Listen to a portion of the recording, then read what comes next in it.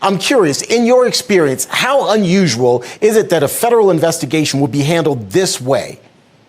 It's very unusual. You have to have a lot of pull and a lot of connections to have the soft glove, white glove treatment, essentially. Most people who are accused of doing what Hunter Biden did would not be getting the preferential treatment. They would be charged with felonies, they would be prosecuted, and they would go to jail. I think this speaks to the level of cooperation or co-option of the IRS, and more specifically the Justice Department, indebted to the Democratic Party and Joe Biden, doing him favors to keep his son out of trouble.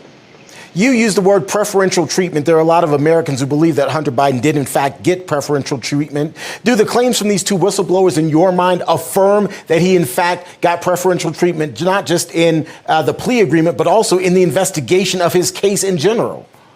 I think it's in the investigation stage where we can see the true preferential treatment. Look, I won't knock a prosecutor for exercising his discretion. That happens all the time. Charges are brought that are not necessarily as high as other people would like, or even the investigators might like. There are a lot of factors that go into that. I wouldn't say automatically that that's where the preferential treatment occurs. However, in an investigation, when you're giving the target of your investigation heads up that you're going to be searching his premises, or you are not executing a search warrant because his dad is the vice president, was the vice president, that does not happen to everyone. That's preferential treatment right there.